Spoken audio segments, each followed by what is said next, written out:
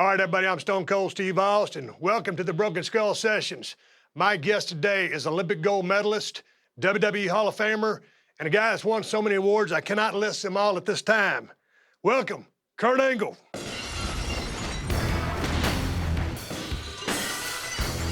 Great to be here, God Steve. dang, it's good to see you, old veteran. You too. It's been a while. It's been a while. Life has kind of changed as of late. Yeah. What have you been up to? Well, I've been running my supplement company called Physically Fit Nutrition, and we have a new product that coming out. It's out now. It's called Chicken Snacks. There's chicken breast meat. They're into crispy little snacks like Chex Mix, and they have different flavors, 11 different flavors. We have plant protein and chicken protein. So I've been working on that ever since I left WWE, since 6 months ago. It's amazing because I was sitting there looking across the table from you. You got the blue eyes. I mean, still a good-looking guy, kind of grizzled now. You've been around the horn a few times. When was the last time we saw each other in person? I think the Raw 25th anniversary, but before that, I probably haven't seen you since we were wrestling. I mean, last time I talked to you, I think it was when you met with Dr. Joe and we discussed your neck and my neck, and ever since, I haven't seen you. You've been doing your thing, I've been doing mine. You went and got a checkup, I guess, because you sent me a text message the other day 2 about days Dr. ago. Joe. I texted. What do you say about my neck? He said yours the worst neck he's ever seen in his life. This is all he does. You know, Yeah. he does 50 of them a day. But what'd you go back for? I was having symptoms. I had the repairs, you know, the 3 surgeries I had, but I never had the full fusion and everything like that. But when I went there, 3 of my vertebrae fused together. So there's nothing I can do about that. What levels? I believe it's C5, 6, and 7. Dude, how's your head turn? Not that well. Yeah. But physically I'm okay, but the symptoms come back here and there. So I just wanted to make sure I was okay. Do you think it was a culmination of everything amateur? Dude, all the crazy neck bridges you were doing. Yeah. When you rolled in, your neck was like a cobra. I'm like, what the fuck is this guy doing? I'll tell you this, neck bridges are not good for you. If anything, they wear and tear your neck. They'll make it stronger, but you're putting all that pressure on your spine, you know, backward, forward. And, you know, when I broke my neck, things just never got better. And I continued to wrestle, then I went to WWE and I broke my neck again, and, you know, things went downhill from there. Let's get into it now that we're kind of on a little bit Before of a we roll. start, I have a What? gift for you. I wanted to give this to you. Dude, you did not have to bring I even me. put it in a bag, huh? This you're gonna love, okay? Because this is true. It's damn true. You think opposite, but I think I'm right about that.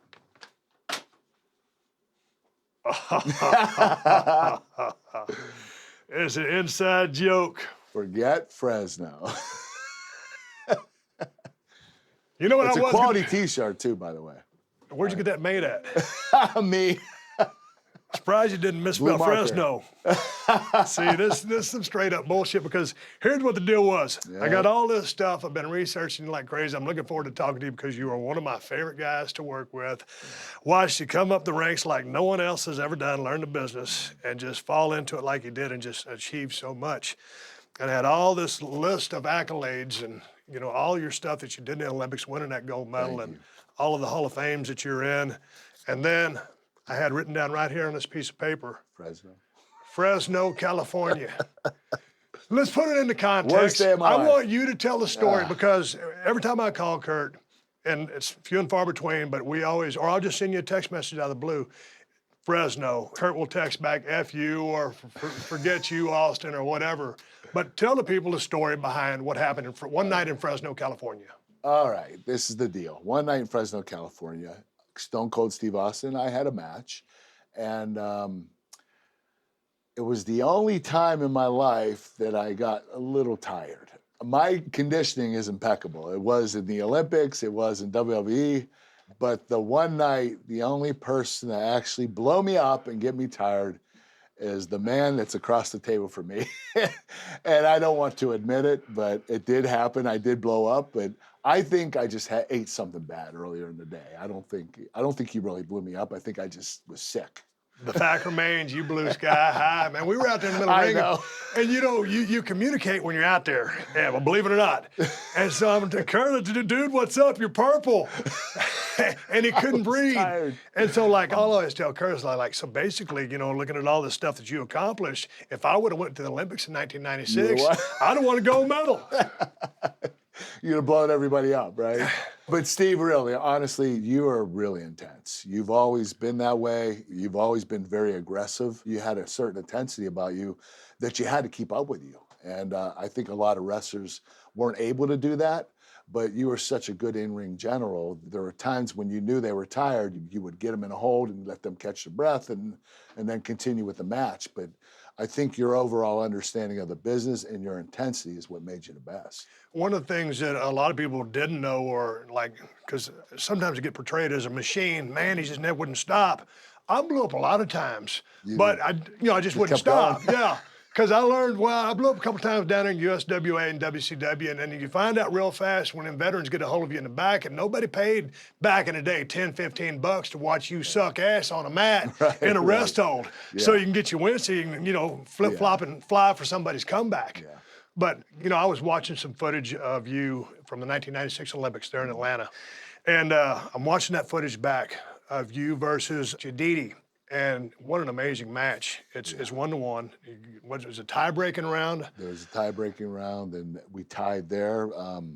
What happened was the referees had to pick a winner. At the very end of the match, if you remember the footage, I had one last shot where I took him down, and I had his legs, and one official gave me a point. The other two didn't. So it didn't count, but when they had the meeting, they said, listen, it could have been 2-1. We're going to have to give decision angle. Jadidi he was the best. He was the best guy in my weight class by far. He was a world champion. He was supposed to win the gold. And I was terrified. Really? It was my first Olympics. You're laying there on that gym floor right there, and the guy's on top of you. In that position, what are you thinking there? Right there, the guy with the full head of hair, good-looking blue chip guy. Well, that position right there, I injured my groin during the Olympics. And the only point he got was right there. He had a leg lace on me. He wrapped his arms around my legs, and I couldn't fight it. And he turned me, and he got a point for it. And he went to turn me again, and I knew it's now 1-1 if I go. So I held my ground, and I thought my groin was going to explode. And thank God I just kept fighting it, and eventually he slipped out of it, and we ended up going 1-1 and back to our feet. But it was a very scary situation because if he would have held that, he would have won. He would have ended up winning the match. That was near the end of the match. So you win the gold medal. You're an American hero right here. Yeah. You go into Americans aren't specifically, you know, the greatest. Our track records at the Olympics as far as wrestling goes. Yeah. Not a whole lot of gold medals, and here you are. And look at this, man, red, white, and blue behind you. Yeah. That's just. It was a pretty proud moment. Look at this good-looking kid, full head of hair, red, white, and blue behind you. I'm not ribbing you. I mean, this is cool because you're going to use this and you're going to flip it around. But what did this mean to you right here? Your mother's in the crowd. You lost your dad when he was 16. He was a crane operator. Yeah. And, you know, David Schultz had just been killed Murdered, a little bit before this. And so everything's on the line. You're going against a guy that's supposed to win a gold medal. Yeah. Sum this up. It was a very trying time for me. I broke my neck right before the Olympics. My coach was murdered 6 months before, so I was on my own. It was really difficult, but I learned so much through the years from Dave and from my brothers and from my Olympic coaches, Bruce Burnett. I was able to get myself through from January to July. And the only problem is I ended up breaking my neck and had to go to a doctor and see if I could get cleared wrestling. They wouldn't clear me. I couldn't find any doctor that would clear me because I had 4 broken vertebrae and I had 2 discs sticking into my spinal cord. I pulled a bunch of muscles in my neck. It was an ugly scene. The chances of me wrestling in the Olympic trials in the Olympics were very dim. I found a doctor. Thank God. He put me on a healing agent. I don't know if that helped so much, but what really helped was he would stick me in the neck with different shots of Novocaine so I couldn't feel right before my match. So about 10 minutes before my match, shots of Novocaine, And I'd go out and wrestle, and an hour later, I'd be in pain again. Right. I did what I had to do. I Did you grew ever up think a about, hey, fighter. I'm gonna pull the plug on this? Huh? Did you ever just, why didn't you say, hey, No, I I tried to messed up? find every avenue to get back. What was the pain on a 1 to 10? 10? 10, 11. Just from watching you in that environment, was your determination born into you? Was it taught to you? Because when you watch you in this, it's survival. Yeah. And it's about winning. I got it from my brothers. I didn't like wrestling. I didn't want to be a wrestler. When I was younger, you know, I took pride in being the youngest of the Angles, and they were all wrestlers, but I liked football, baseball, basketball, team sports. And my brothers preferred wrestling, and they made me wrestle. So I learned everything from them. And because I was the last, the youngest, obviously I did the best because I had all these guys coaching me, giving me experience, showing me the right and wrong. Roles were reversed, and I was the oldest. My brother David was the youngest. He probably would have won the Olympics. But fortunately, I was the youngest, and I learned a lot from my brothers. I learned work ethic, technique. They were always at my events. Everywhere I went across the world, you know, we would raise money, and they would come with me. Although I had Olympic coaches, and they were great, and especially Dave Schultz, my brothers were my coaches too. During the Olympics, they weren't allowed on the floor. They snuck down and found me and made sure I was okay and got me fired up before I went out every match.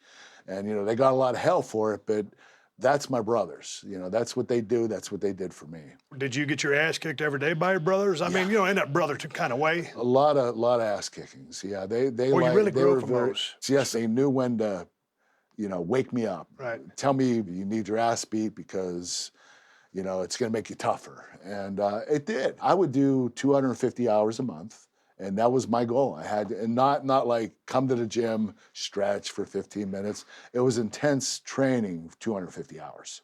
So I would put it in my log, and I would do about 8 to 9 hours a day. And I did that every day for 4 years.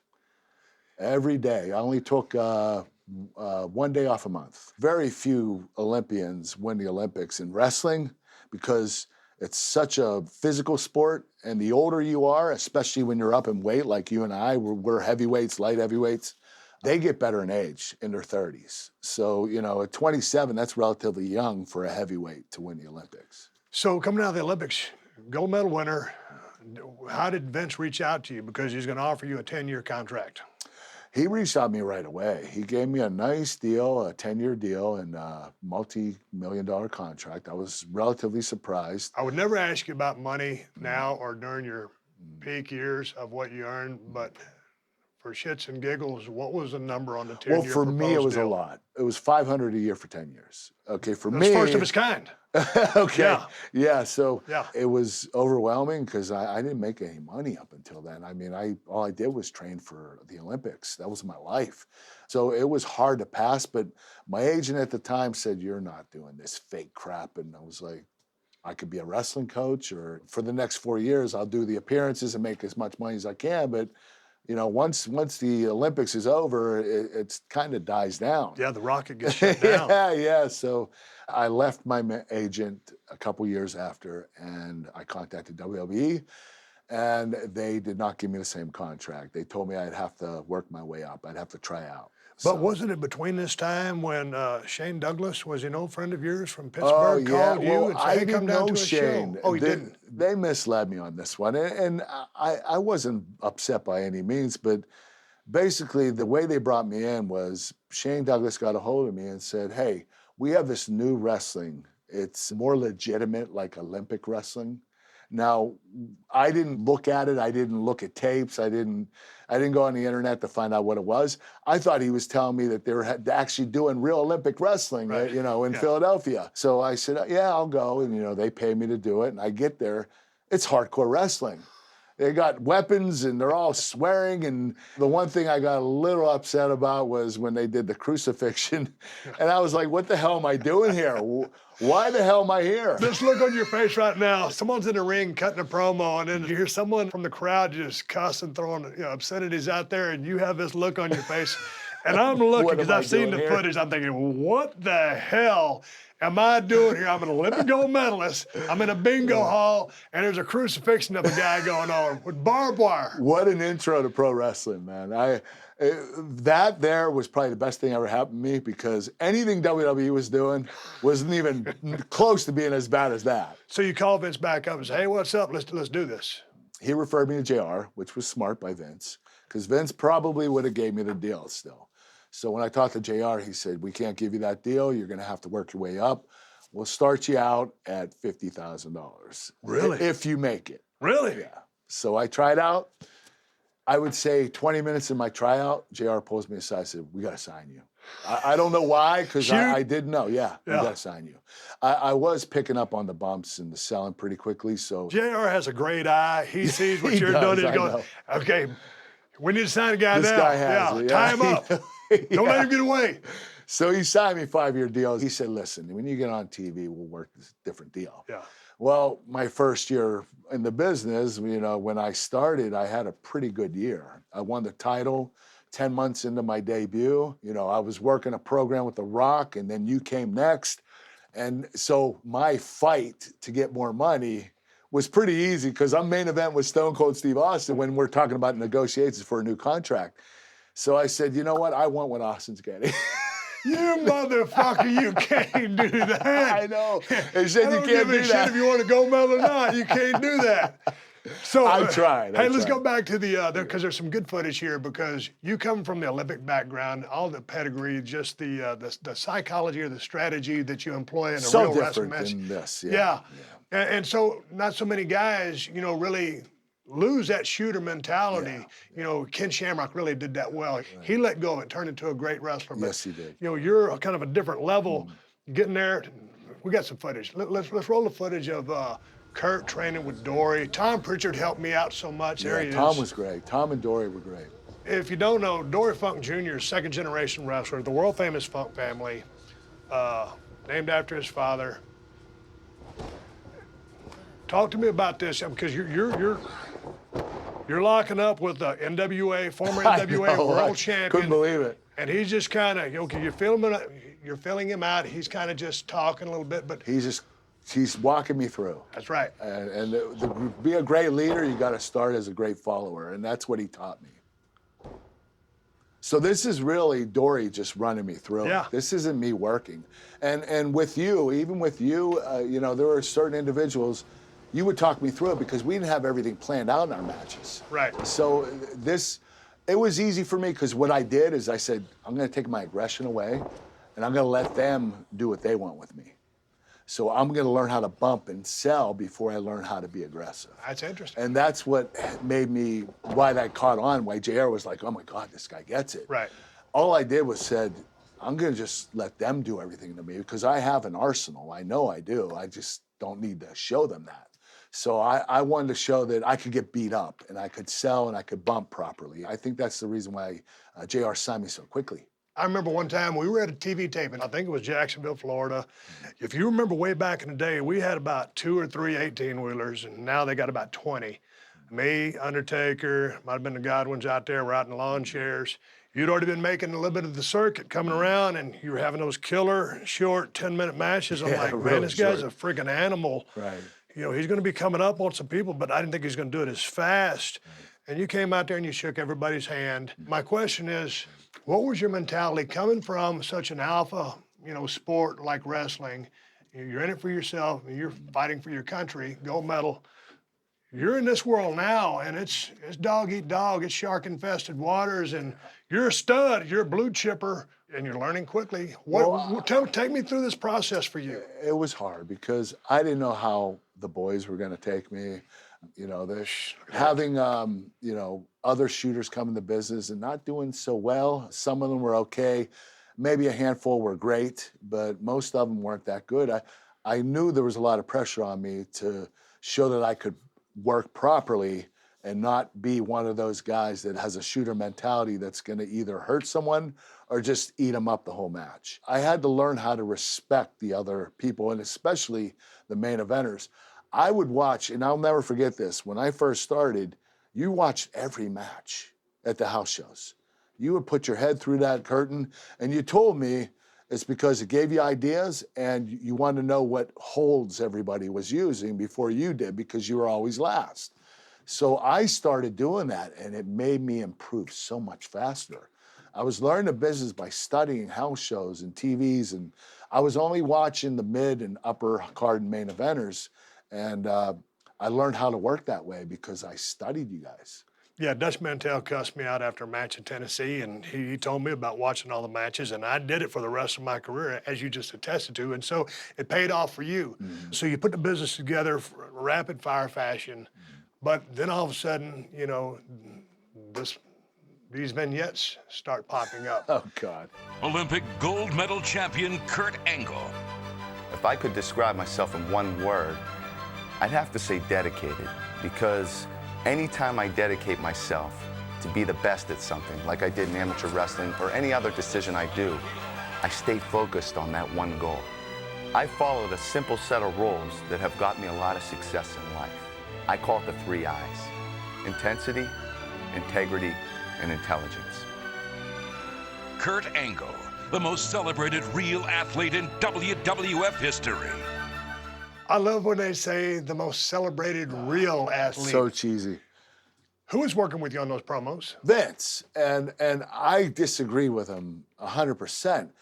I got into business because of you, okay? I wanted to be you, and Vince was taking me the other way.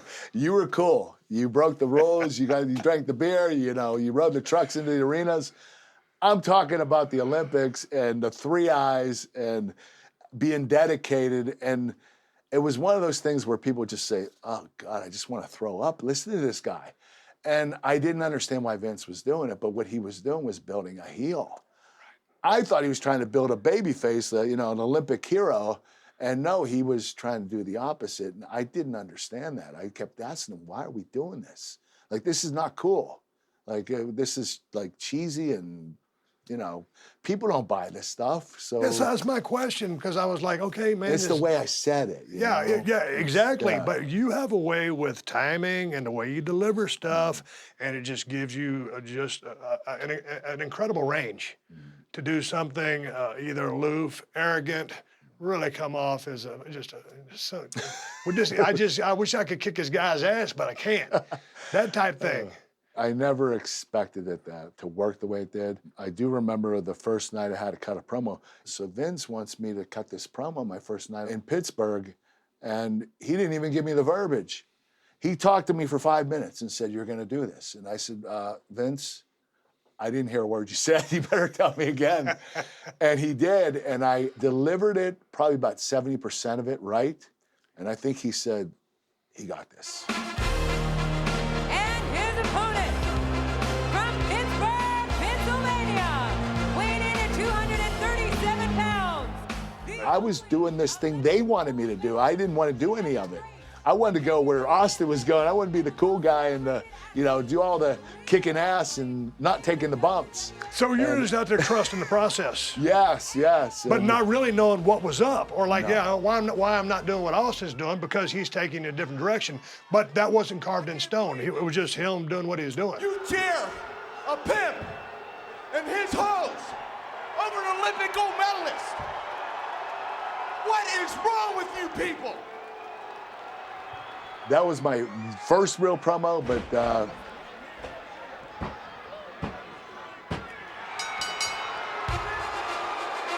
Here is your winner, Kurt Angle. and he told me to go to my knees just like the Olympics and Right. celebrate like you just won the Olympics every single time. He said they're going to hate that. I was And like, they did. I know. I thought I didn't know how they were going to take it, but Vince was right. And I think he told me one time that he tried to do something similar with The Rock, but it backfired. So he knew what was going to happen this time. Right. So I think that he was trying to build up Rock as a babyface. It didn't work. The fans were chanting, "Die, Rocky, die."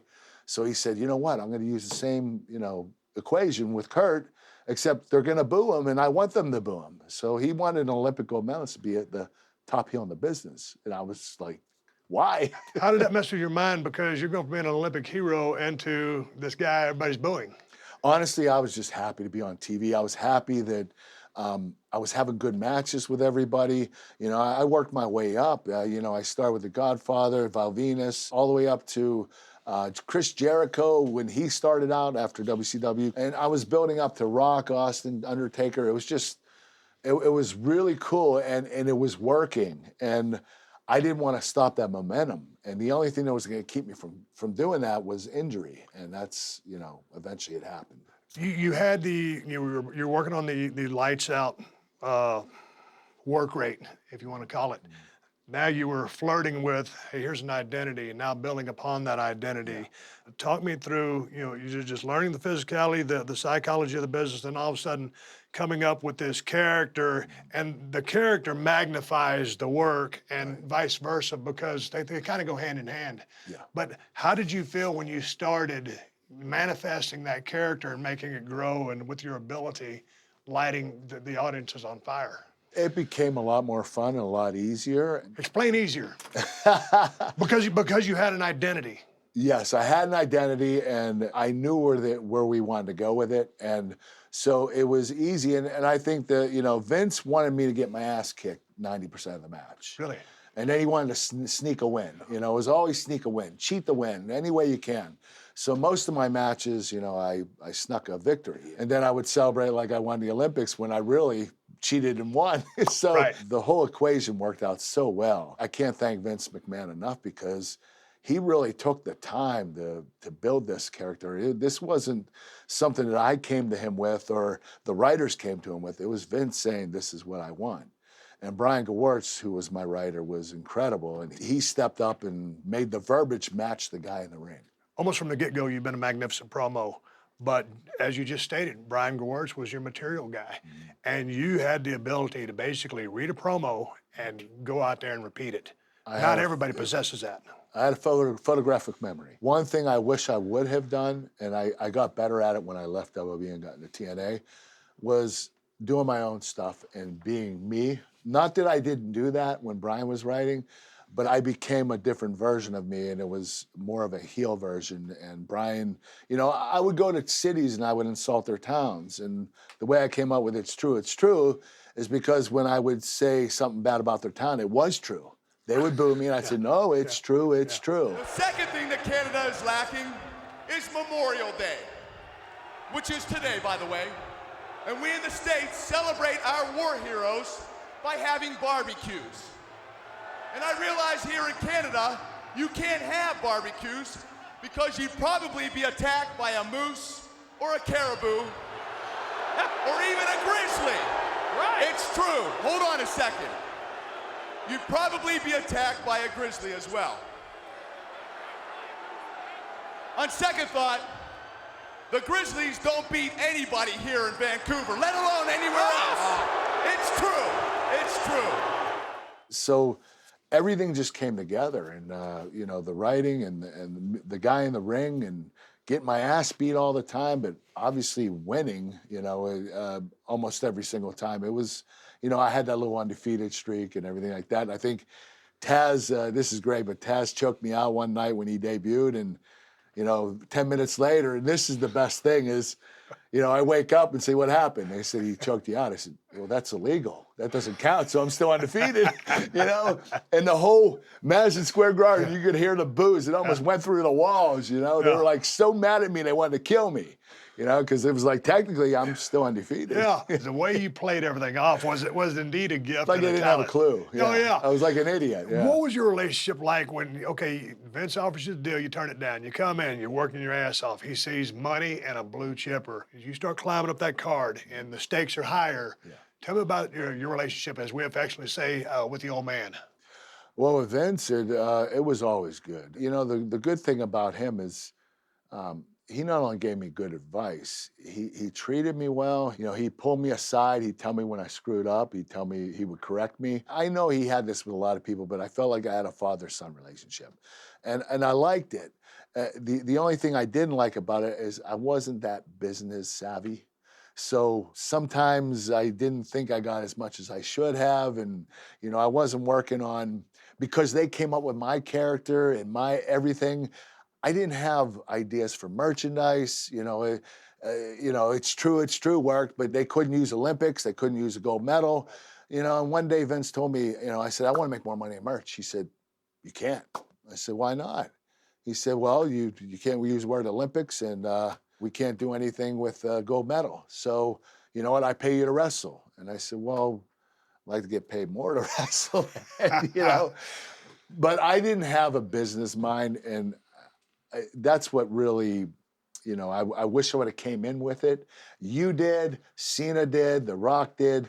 It seemed like, you know, you guys knew exactly what to do at the right times. I didn't do that. I can't say that I knew what to do every single time, and talking about money was always uncomfortable for me. Me too. It's just the process, you know, because you know, the positioning. Yeah. But it's something that's part of to any of the young cats out there, part of the game, Yes. which you must learn to, Yes, you know. yes. We all say, because we had so much fun, because we love the business so much, oh man, I'd have paid them to let me wrestle. You I know, but it's true. The deal is, you try to make as much money as you can, and then, you know, that's what you do in life. And Because whatever when you you're do. done, you're going to pay for it physically. Yeah, absolutely. So learn the business. Yeah. I wanted to talk about that meteoric rise, you know, a year into the business, or within a year. You know, you're the European champion, you're the Intercontinental champion, you win King of the Ring, then you would defeat The Rock to become the WWE champion. What were you thinking when this was going on? Because ain't nobody in the business had a run like that. They didn't tell me about The Rock till 3 days before before the pay-per-view. But basically, they worked me up. I won the King of the Ring, the Intercontinental title, the European title. I'm moving forward, but now they're taking me to the main event level. And when he took me up there, I worked Undertaker, Big Show, but I was losing to them. Right. So I thought, okay, I guess this is my spot. You know, I'm going to be mid-upper card right before main event. And then all of a sudden I get a call from Vince, hey, you're going to wrestle The Rock in 10 days. And I was like, holy shit. Like, so that was like a dream come true. I'm going to beat The Rock. I'm going to be world champion. And I'm thinking, I'm going to main event against Stone Cold at WrestleMania. I really believe that.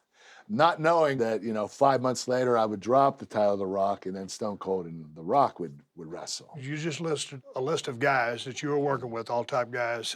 Taker, I mean, like when you're in there working with these guys, what are you thinking? Are you their equal? Are you following along? Are you putting your say in the match? How do you feel from, hey, this is what I'm bringing? Okay. Tell me about that. I was still following. I followed my whole first year. Even when I wrestled The Rock for the world title, I still didn't know what the hell I was doing. I didn't have the psychology. I had enough of it that I knew what I had to do, but I wasn't that established that I could be a good in-ring general leader. So I just listened. I just keep my mouth shut.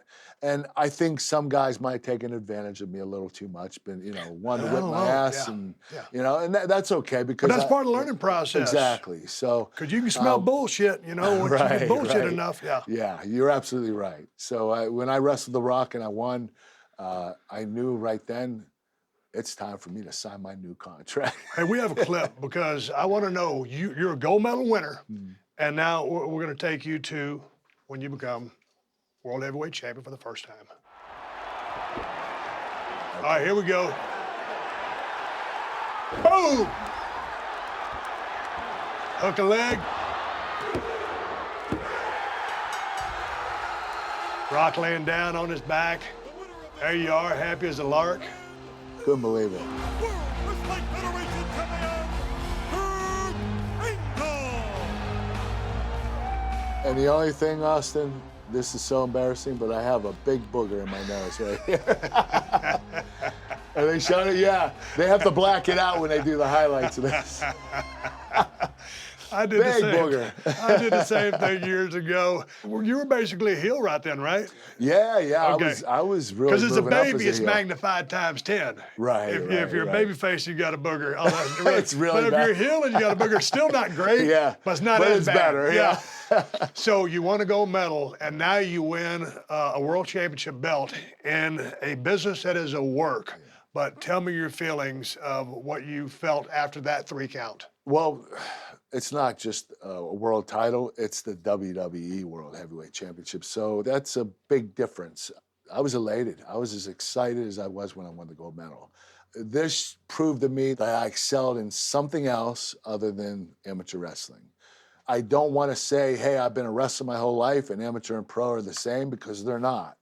A lot of people do understand that. Some people don't understand that. But the business is much more complicated, so much more thinking and psychology, and knowing that you have to play to the crowd and show your emotions, when in amateur wrestling, you're taught to show no emotion.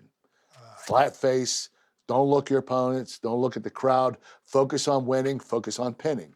That's all you do. There's no emotion. So I had to learn how to include the crowd and become a showman. And when I won the world title, that proved that I was becoming among one of the best, even though I still didn't know what the hell I was doing. I had no idea that as an amateur, they taught you to tune everything out. Yeah. You focus. You don't- Really? Yeah, you show no emotion to your opponent. That's number one. So he has no reads, no tails. No, you don't show you're scared, you don't show you're angry, you just focus. You look, they tell you to look at his hips, not his eyes. That's amazing. So, I just thought, like, in the moment, it's just you're so focused, but they tell you to tune everything out. Yes. But, you know, as in I what we had to do, learn how to stop that. and what you're doing as an amateur wrestler, I mean, that is pure instinct and, you know, strategy. Yeah, you don't think. Yeah. It's reaction. If you're thinking, you're stinking. You're probably going to get beat. Yeah, now I got to think. In some matches, we're an hour long. I'm thinking, how am I going to know enough to do this? And how am I going to remember every spot? And how am I going to improvise the spots I don't have? Because, you know, when I wrestled you at house shows and TVs, it was 30, 40, 50 minutes. And it was like, I don't know what I'm going to fill in. And you did that for me. And that's how I learned, by other people like you, Taker, The Rock. You know, Triple H was pretty good. He was a pretty good in-ring general, I think. He's a great ring general. He is. And let's go to him, because you're going to get into a little bit of an angle coming off that world That title made win. me right before The Rock. Yeah. So you work with Triple H, and Stephanie gets in the mix.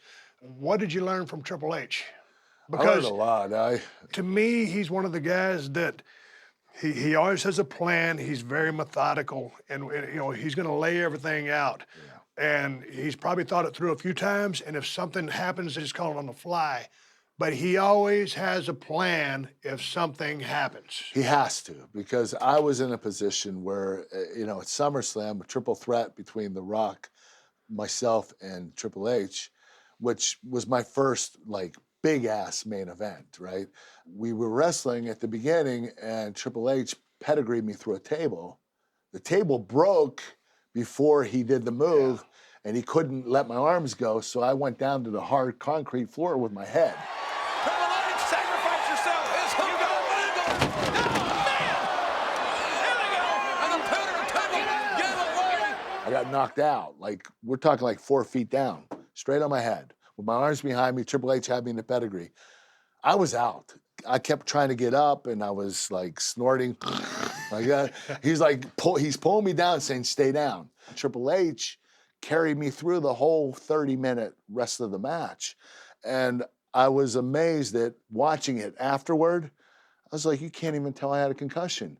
He talked me through everything. Yeah. There was a point where he was going to hit me, and he actually grabbed my head and ducked my head for me so he could hit Stephanie.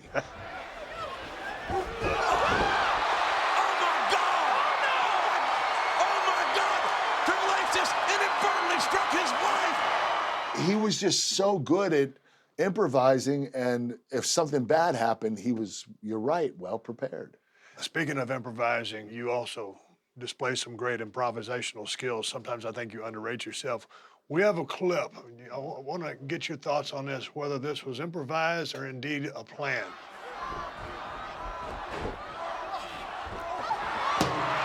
Oh, she's down. Okay, so there's the accident. Oh, here you are coming to check on her. Steph, you I have a good story for you. all right? I'm okay. I am so sorry. I didn't mean to do it, Steph. I swear I didn't mean to. I really care about you, Steph. You don't realize how much I care about you. I am so sorry. I am so sorry, It's Steph. okay, Kurt. Heartfelt, heartfelt. But wait, there's more. I really care. It wasn't your fault at all. I understand. I have a good story for you. I got plenty of time for great stories. Man, how long is this? Look. You piece of shit. I That's know. Triple H's girl. That made me the top heel in the business. Triple What- H was there, and I Yeah. just went. No shit. No improvisation. That was Vince, and I'll tell you, this is what's crazy. I go in to do it. Vince is directing it, so he's in there sitting 3 feet away like Yeah. this, right? So what am I supposed to do? You know, when we rehearsed, I said, "Are you gonna be here?" He's like, "Yeah." I'm like, "It's your daughter," you know. He's like, "It's all right. I'm gonna direct it." So when I go and I kiss her, I'm like, "Close your mouth. Close your mouth. Close your mouth." Make sure your mouth is closed. So I kissed her, and I did it for a long time. And when I get done and we're done with the pre-tape, Stephanie says, "You kiss like a damn fish." I said, "What do you want me to do? Your dad's right here. Like, I'm not gonna open my mouth and kiss you for real. Like, you know, having Vince McMahon 3 feet away and I'm kissing his daughter, Yeah. I thought I better keep my mouth shut and kiss her like hard, like, you know." And so she thought, you know, I was a horrible kisser, but, you know, Vince being there was pretty scary. How would you feel if Vince was there? Weird. Yeah, a I little think you did the weird, right right? thing. Yeah. I did a kiss in a low-budget movie one time. It was shit. Hey, segueing off that and staying, you know, with the McMahon family, I want to take you to King of the Ring in a match against Shane McMahon. And we've talked about your concussion working with Triple H. Well, here we've got something that's just pure brutality. And I think it kind of sets a tone about who and what Kurt Angle is and kind of takes you to another level. Let's Best thing watch ever this. happened to me. So I was going to win my second King of the Ring 2 years in a row. Shane caused me to lose. So this is the match that set it up. Shane's tough as nails. Yes. One of those gangly guys, and he likes to throw everything fast and hard, different from, you know. Good athlete, though. He Great can athlete. jump. Yeah. He's. Are you blowing him up here? Good clubs, good clubs. Brutality. I was a in this- little on the stiff side. You're a little on the stiff side. Okay, watch this. Those were real. Tagged you. Broke your nose. All right, I think you're a little pissed here.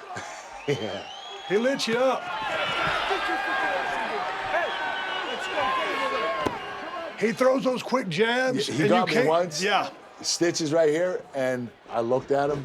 I said, "Look what you did to my effing face." And I shot him off. He's like, "Oh my God, I don't know what's coming." I took his head off with a clothesline. Oh, I was snug. It was always snug with Shane. People always ask, "Hey, Steve, those kendo sticks really hurt." Oh my gosh. Dude, when I yeah. was babyface breaking in world class way back in the day, USWA. I'd rather have a chair. They used to beat the shit out of me with these things. Yes, they're bamboo, but they hurt like a sumbitch. Oh, they sting. You're right. All right, he's wearing your ass out.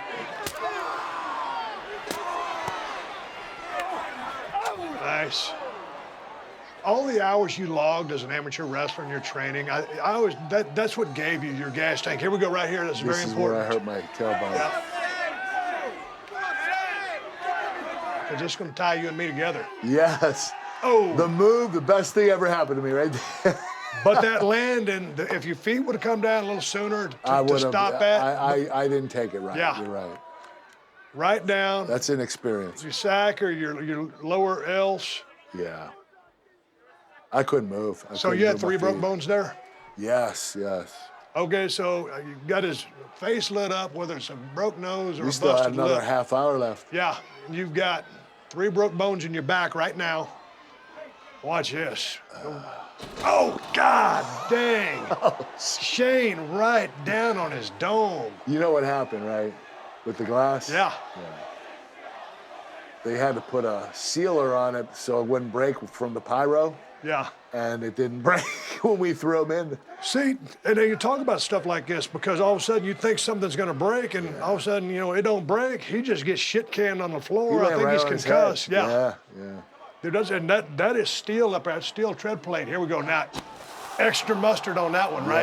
Yeah, that was everything I had because my tailbone was so messed up. Dude, I didn't even want to get up.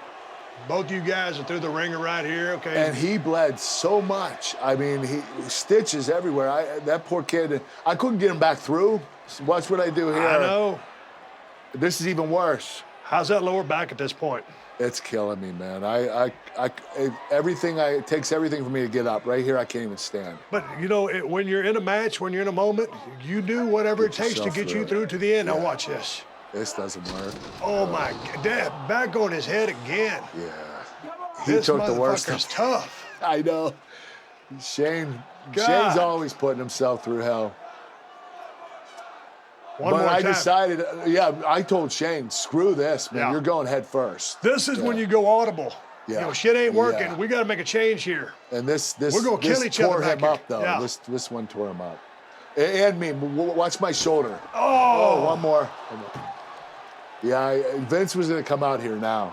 He told the ref, "You're done. You guys are done." And Shane said, "No. Let me try one more." And Vince said, "No more through the glass." So that's what I God. did. dude. My right arm got all cut Yeah. because of that. Yeah. But you got to understand, man, when you're kind of, maybe you have a game plan, you know, somewhat in your mind and things start going south, it's like, okay, this is when we start changing shit up to, you know, get to where we need to go. Okay, this is what I was wondering. Was this a called spot here? Because could you not I carry had him? to get him back. I told the ref, find me something. To carry him. Let's carry him back. Because Yeah. you couldn't physically carry him because you Yeah. broke back. Yeah. See, and that's self-preservation right there. I didn't have a choice though, Steve. I didn't know how I was going to get him back. But it's a sumbitch just trying to push him because of the casters on the floor with the, you know, a little bit of carpet there. But it's not like it's a walk in the park. No, It's not like that thing's motorized. No, it's hard to push. You're right.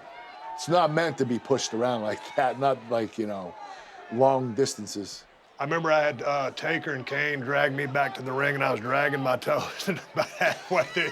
But I said, fuck this. And blowing And them up. blew them up. You put all your weight on him. Yeah. Okay, more devastation to come. Yeah, oh, this is the end. Oh, this could have went so south. I know. I especially where we were at the time. We were tired, both of us banged up. This could have went really bad. And, you know, Shano's going to take a hell of a bump on this because, dude, that angle slam from this altitude. Oh, it's brutal. You're right. A lot of people don't understand. That is plywood that we're landing on. There's no spring underneath it. Ooh. That's it. And that's all 2x12s underneath there. Yeah. Angle crawling. His Okay. bloody body on top of Shane. 2, 3. And it's over. Mercifully. My God, it's finally over. Here is your winner. Heavy duty match. He's trying to pick your arm up. That's the shoulder, because of the leverage on it, doesn't need to be picked up. You jerk it back, he picks up your other arm. You're a bloody mess. The brutality of the match, you win, okay? But I think this match kind of made a statement for Kurt Angle's a bad motherfucker. Toughness, yeah. This Yeah. was it was the right match for me. I just think that everything that occurred my first 2 years, the build up and everything was just right on cue. You know, I couldn't have had a better 2-year career starting off. Right. It was. I had a lot of great performances. I had a lot of great leaders. Don't get me wrong. It wasn't like I did it myself, but it was. I was really proud of my first 2 years because I was inexperienced. I didn't know everything. I was learning. You know, everybody knew how badass you were as an amateur wrestler, how you picked the game up, but that one just kind of said, okay, Yeah. the guy on a big stage, improvisation, the toughness showmanship, level, this all the kid's lessons stuff. learned, I thought it showed in that match. And, you know, based out of your back injuries coming out of that, hell, you know, the invasion angle, I guess, was about to happen. I tell everybody this is a big black hole in my mind. What happened to you, Booker? Yeah, Booker came in. It wasn't his fault. Yeah. But we were there in Meadowlands, same place I got dropped on my head.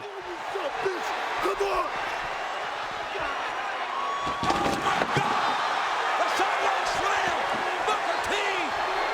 He pushed me through the table, and when I hit the table, I just glanced off and shot right into a chair, the bottom. Broke 3 vertebrae, transverse vertebrae in my back. And so when they fold those things, they just fold over. They don't fix them, they just leave them like that. And so, man, I told him that night, I said, man, something's wrong. I said, my back is broke. I said, no. They dialed up the x-ray, and they couldn't turn the x-ray up high enough. And when I got back to San Antonio, they said, no, man, you got 3 broke bones in your back. The good news is we don't You know do how it. hard it is to break? Oh, yeah. Yeah. So, you know, that puts you and me in the same boat. I Because never thought that getting injured would be the best move of my career. tell me what you thought about that, because I was frustrated. I'm trying to be a heel, and I can't do anything to get any heat. And no one really wanted to hate me. Nobody to begin wanted with. to hate you. That was the problem. No, it was an uphill battle. But when you're been on fire like I have, and all of a sudden you get put on half throttle, Sure, that ain't worth the shit. Yeah. But here we are together, and I'm thinking, man, I can't do anything to just be on the sidelines. So what can I do that's going to be entertaining to the fans? And so, what were you thought when you were put with me and we were put together? It was the biggest opportunity in my life. I knew I had to step up because, watching you wrestle and you doing your promos and your whole character and persona, you're the reason I got into business. I told you that, but you were also the best at it. So I knew this was a great opportunity before me, not just to learn from you, but to develop my character. I didn't know it was going to help you become more of a heel. I didn't understand that stuff, but it actually did. And, we teamed up and I got on your nerves, and people at the beginning, they liked you because, I was the one getting on your nerves and you were still stone cold, and they weren't really accepting you as a heel. But as we kept going, you started doing some real shitty things, and you and I were together and we were a team, and they were like, you know what? I hate Austin too. And you turned it around, which was almost impossible. It was a chance for me to kind of expand the range of my character, and I was forced to because I was in a pretty good zone, but the heel zone, whatever. But if you can't do anything and you have to do something for survival, because when I look back at some of the stuff, I'm thinking, Stone Cold as the money draw was this serious, kick-ass, badass dude that was going to do it. Everybody wanted to do to their boss, and whatever I had to do to get a championship belt. Now I'm down here trying to, be hated as heel, but can't. So what can I do to survive? And in the process, here's the story behind this. I was walking to the airport in San Antonio. Is that the same hat? Yeah, it's the one you got. Oh, my God. WWE, man. they wanted to keep it in archives. I told them someone stole it. God, dang, that is amazing. Dude, I was walking through Dude, this- your idea, you son of a bitch. You got this at an airport, I think? Yeah, I was walking through the airport in San Antonio that morning, flying to Raw, half hungover. I just looked in the glass display case as you're walking down the terminal. I seen that. I said, immediately the skit came to my mind. I was thinking, man, Kurt is going to look like a sumbitch in this. No And shit. I bought that.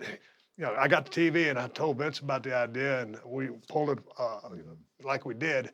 It's crazy because every week we did something different, and it seemed like they had material written for us for the next 6 months because every week something good occurred. It was just funny, entertaining.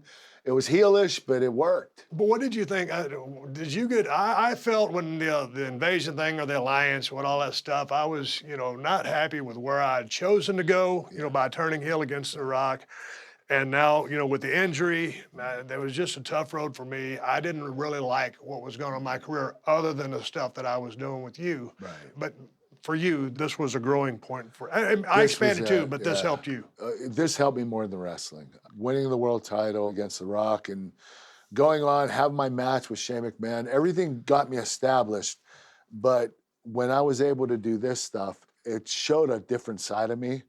I wasn't just an asshole heel or, a dumbass heel. I became this idiotic character that became your, your goonie, like your sidekick.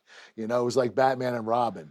Nobody likes Robin. So it worked so well for me because I would get on your nerves, and then, and then there were times where you and I did get along and we were doing heel stuff to get everybody else mad at us. I think there was a time where I was telling them, if you don't do it, Stone Cold's going to kick your ass. And they all walked out like, screw this. We're not going to listen to you. But we just had this too, like the Jimmy Crack Corn. Do you really think this is a good idea?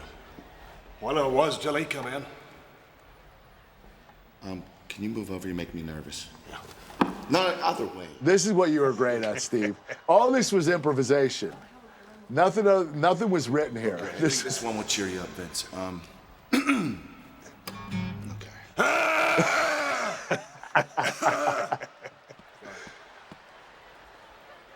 Here we go. crack corn and I don't care. Jimmy crack corn and I don't care. He gets up and walks out. And I don't care. I got Olympic gold. I got Olympic gold. I got Olympic gold. Jimmy crack corn and I don't care. Jimmy crack corn. What? What are you doing? I'm trying to cheer up Vince. Cheer up who? Vince. Where is he? What do you got? You ran him out of the room. You stink. You're horrible. You're pathetic. Well, I wasn't any worse than you were. I listened to you when I walked in. I spent a lot of money on guitar lessons. I'm great. Tell him I'm great. Most of those are done on one take. Yes, and nothing was written. No. It was an idea, and Vince would say, nobody laugh. If you laugh, I'm going to be pissed. So until I yell cut, nobody laugh. And I'd say 95% of it was one take, and it was like, it all just worked. It just meshed together. We didn't spend a lot of time doing it. Well, that's what was so fun about it. Yeah. You put the idea out there, and then it was like sketch comedy. Yeah, without a doubt. Coming out of all that, there's some muddied waters as far as I was concerned. You've got some great stuff out of it. And we would go down to your hometown in Yes, Pittsburgh, yes. Mellon Arena. There you go.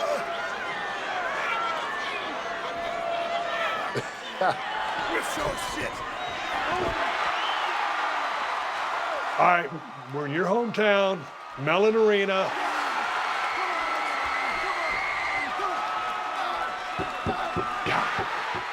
Technically, I didn't win.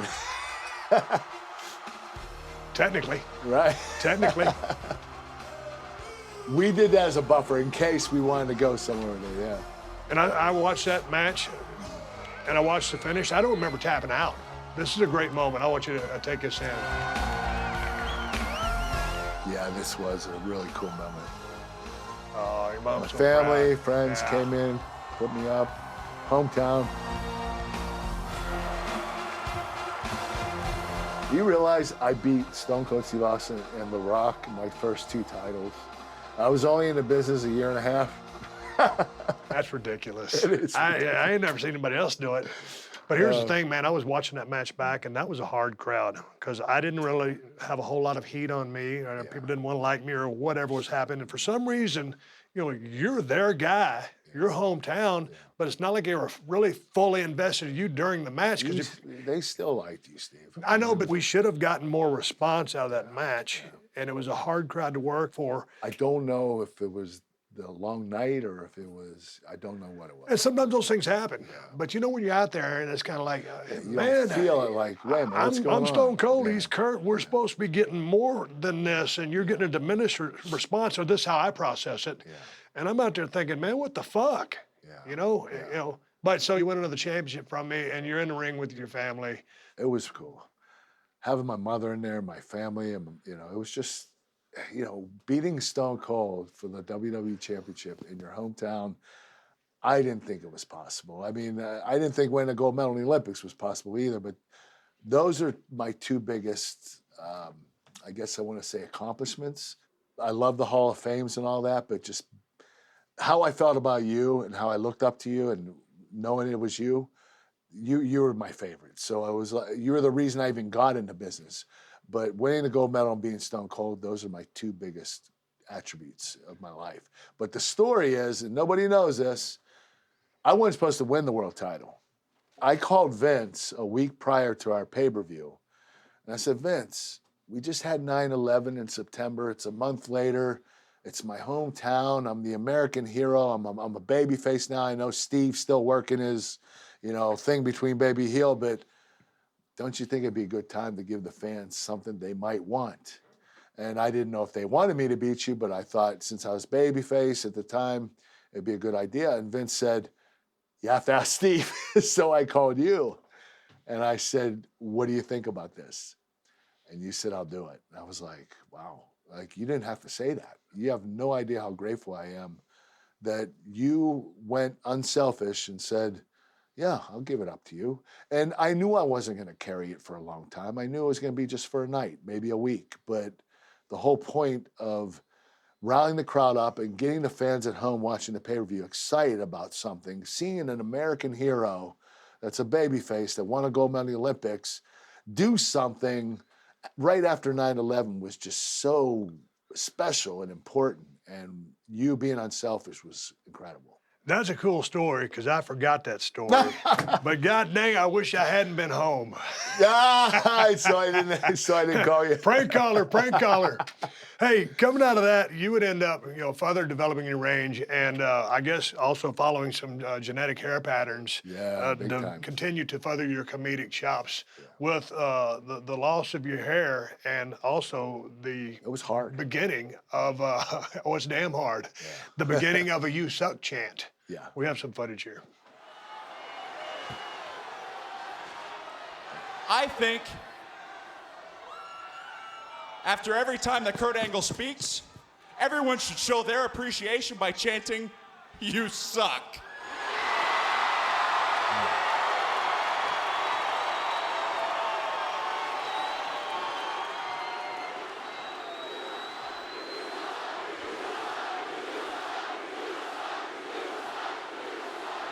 Hold on a second, people.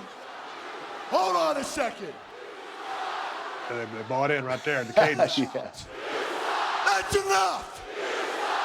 This conversation's over. Play my music. Don't play it. No, don't play my music. Don't play it. Don't play my music, no.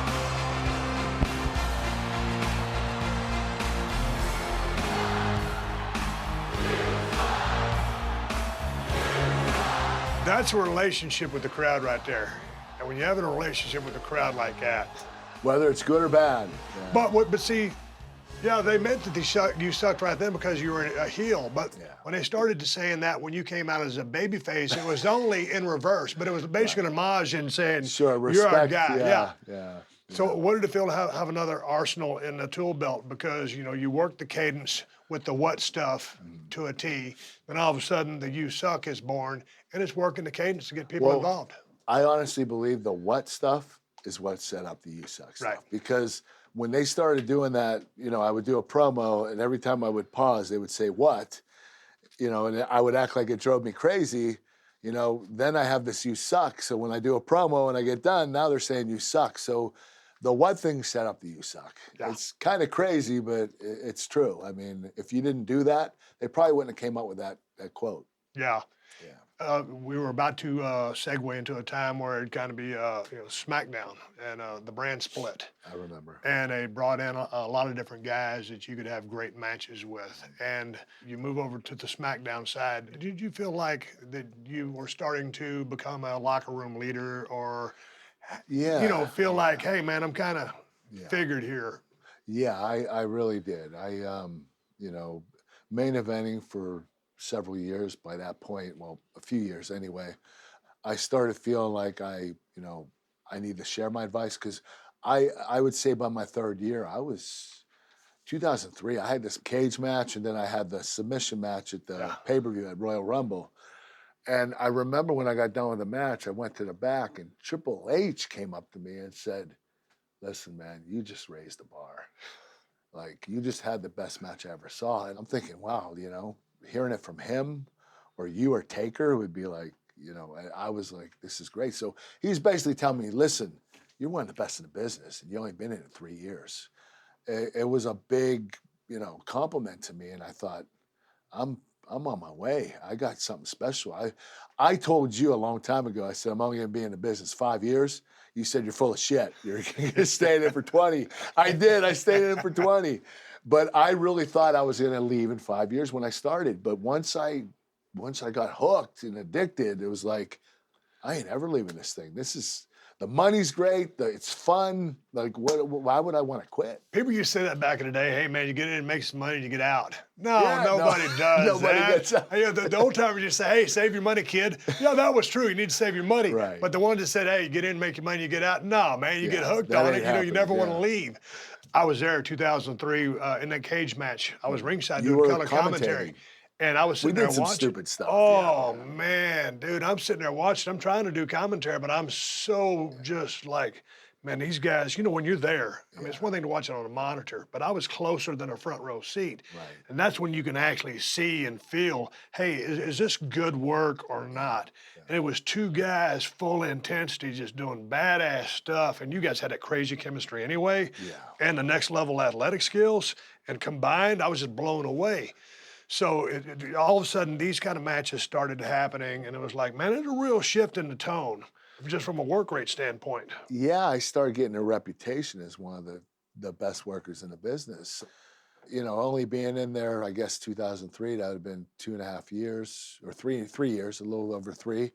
I felt like, you know, I'm starting to get it, and you know, I can't imagine how good I'm going to be in the next couple of years. So the problem is that's when the neck problems came. Was it the neck problems in, or had you already struck up a couple of matches? I know you had a classic, 20 with Eddie Guerrero.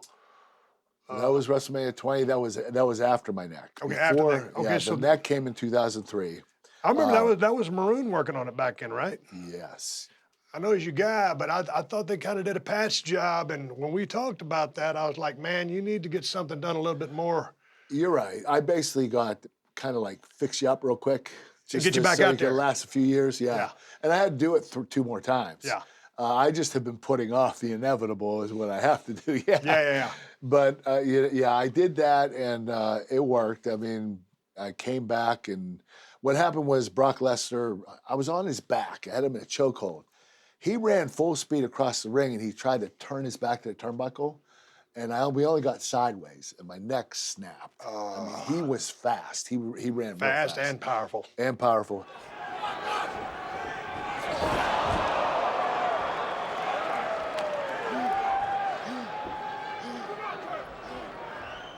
My neck just snapped. 3 broken vertebrae. It was bad. I couldn't lift my arm the next day. And I can't work. And I went to a gym and I couldn't lift 10-pound dumbbell. I'm like, oh my God, I got to get back home. So they sent me home, and I was going to have surgery. And then, you know, I called Vince and said, hey, you want me to wrestle Brock at Mania before I have the surgery? And he said, yeah. Dude, you and your phone calls. God dang it, man. Now, they wouldn't do it today, you know, with the whole I know. liability and the WWE having the doctors. But back then, you know, you find your own doctor clear for you, you're good. Yeah. So I got the doctor to clear me, and he let me wrestle. And then the next day after WrestleMania, I had the surgery. Okay, now remember that match. I know you're out there working on a bad stack of dimes, you're injured, and then all of a sudden you have this monster coming off with a shooting star, because there's no reason a guy like Brock does a shooting star other than the fact he's a good enough athlete to do one. Right. He shouldn't have done it. You're a little bit far out, the placement or wherever. Well, he was going across the ring earlier in the was day. it? So okay. And he's thinking about it. You see when he does Brock his is a second special guess? guy. There's a little pause right before he goes. Right there. Oh, I thought he broke his neck. I did too. I was watching it in real time. Dude, when you've been dropped on your head, or like you have a neck injury and you see something like that, it's like... I was surprised he kicked out. He didn't know where he was. And right here, I was like, what are we going to do? he just missed the finish. Yes. And give me your F5. Not going to be able to do the moonsault again, so he's out of it. He's telling me he thinks he can do it right now, and then he kicks me in the gut, and he does. Look, that's just beastly power right there. Oh, he's an animal. Probably the best overall athlete I've ever been in the ring with. His size is just the way he can move and the power. Here's the 1, 2, we have a new champion. Now, I wasn't supposed to lose there. I was supposed to keep my title for a while, but, you know, with the neck, handed off to Brock, he was only in business, start on TV 6 months prior. Right after that match, I found him, and he wasn't feeling that great, obviously.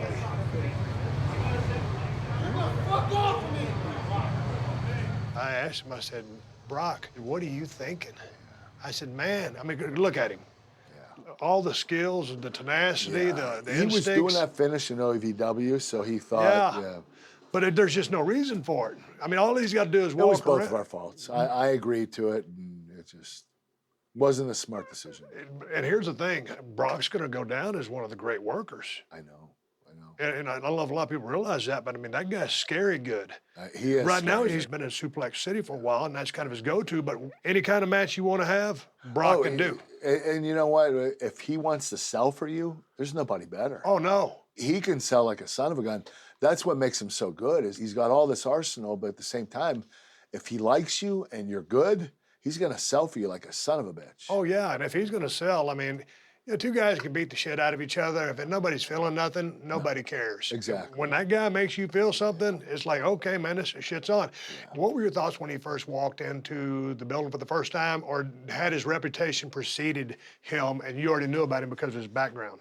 Well, I had a lot of respect for Brock. When he came in, you know, the boys were joking with him, you know, telling Brock, you know, hey, you know, you're not an Olympic gold medalist, you're just an NCAA champion. You know, how would you do against Kurt? And Brock, you know, said I'd whip his ass, right? So, and then they told me, you know, when boys stir up shit, and it's like, you know, I would have said the same thing if I was Brock. Yeah. So now the pressure's on me. I got to go confront Brock and say, what would happen if you and I wrestled? There's a big difference between Olympic gold and NCAA. Anybody with the right frame of mind knows that, but you know, if you're not a fan of amateur wrestling, you don't know the difference between Olympic gold medal and NCAA. NCAA champion is great. Don't get me wrong, it's awesome. But there's a big difference. Brock is a big man. He was probably 60, 70 pounds heavier than me. I was around 215, 220. He's probably around 280. So I knew the size difference. And the crazy thing is that bastard's as quick as I am. he's an animal. But what I had was experience and positioning. So there wasn't really anything Brock could do to me to score on me. So I would just stay patient, and we had the match. It was really close. I never admitted to kicking his ass and all that. I scored a takedown on him, and that was the end of it. It was one takedown. So it wasn't anything big. But I showed the boys that at least I was as tough as Brock, maybe a little bit tougher because I was there. But Yeah, it's kind of like, hey, here's what's up. If you're really wondering, here's what's up. But I'll never forget the first time I saw Brock Lesnar. I'd heard a little bit about him, but we were on fire and we were doing other things. And all of a sudden, that guy walks through the cafeteria and he's traps and his big ass neck like you, and then plus the dude 6'4", whatever he is. I was like, holy shit. Where did Vince get that? Boy, I love this guy's any good, but he looks like $1 billion. And all of a sudden, he was that good. He was. So he was a special talent.